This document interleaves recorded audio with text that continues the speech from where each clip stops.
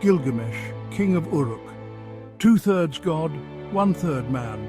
He was a king of immense power, a warrior of unmatched strength.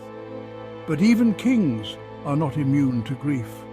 And Gilgamesh, for all his might, would soon learn the true meaning of loss. Enkidu, my closest companion, my other half, was taken by the gods. He was struck down in his prime.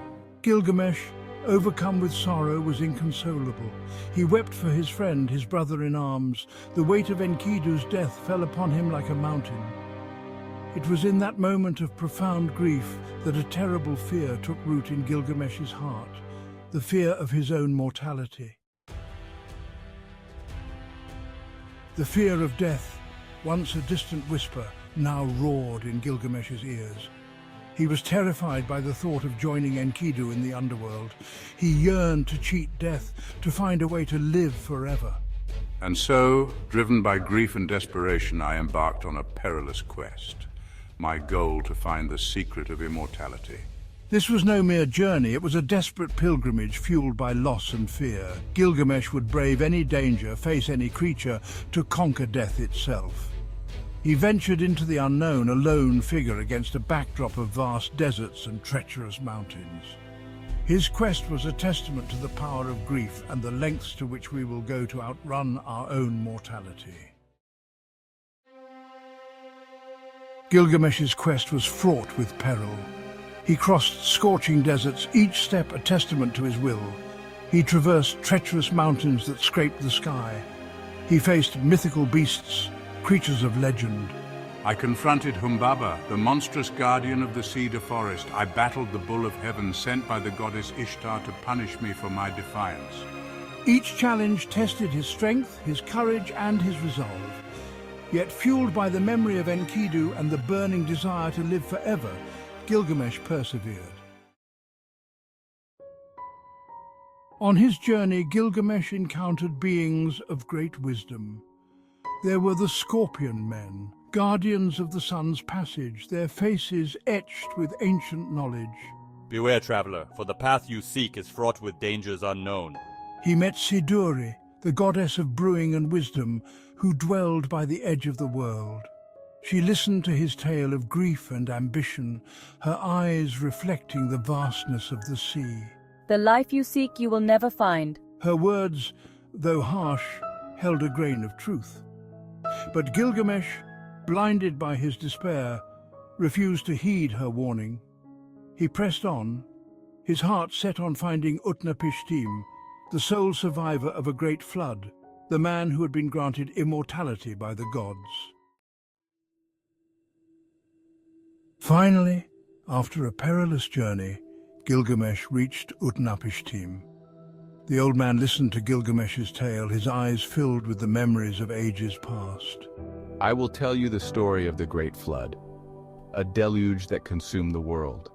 The gods decreed that death is the inevitable fate of all mankind. Yet he also revealed that there existed a plant that could restore youth. There is a plant growing on the seabed that holds the power to restore youth. Hope flickered in Gilgamesh's heart. He dove into the depths of the ocean and retrieved the plant. Here at last seemed to be the answer to his desperate prayers. He held in his hands the key to everlasting life, or so he believed. Exhausted but triumphant, Gilgamesh returned to the surface, clutching the plant. He had faced countless perils, overcome every obstacle. For a brief moment, I allowed myself to believe that I had cheated death. I imagined returning to Uruk, the plant's magic restoring my youth and vigor. He saw himself ruling for eternity, his grief a distant memory. But fate, it seemed, had other plans. As Gilgamesh rested by a cool spring, a serpent, drawn by the plant's fragrance, snatched it away. Gilgamesh watched in disbelief as the serpent shed its skin, rejuvenated by the plant's magic. His prize, his hope, was gone. He had traveled to the ends of the earth, faced down gods and monsters, only to be thwarted by a creature so small, so insignificant. Despair threatened to consume him once more. He had failed. Empty-handed and weary, Gilgamesh returned to Uruk. The city walls, once a symbol of his power, now seemed to mock his failure. He was still mortal, still subject to the relentless march of time. His quest for immortality had been in vain, yet he was not the same man who had embarked on this desperate journey. He had stared into the abyss of death and emerged, forever changed. Though he had failed to conquer death, Gilgamesh realized a profound truth. True immortality lay not in endless life, but in the legacy we leave behind. He had etched his name in the very fabric of the world through his deeds, his courage, and his unwavering love for Enkidu. His story, passed down through generations, would serve as a reminder of his existence long after he was gone. He found solace in this realization, a bittersweet comfort in the face of his own mortality. The Epic of Gilgamesh, a tale whispered across millennia, speaks to the human condition.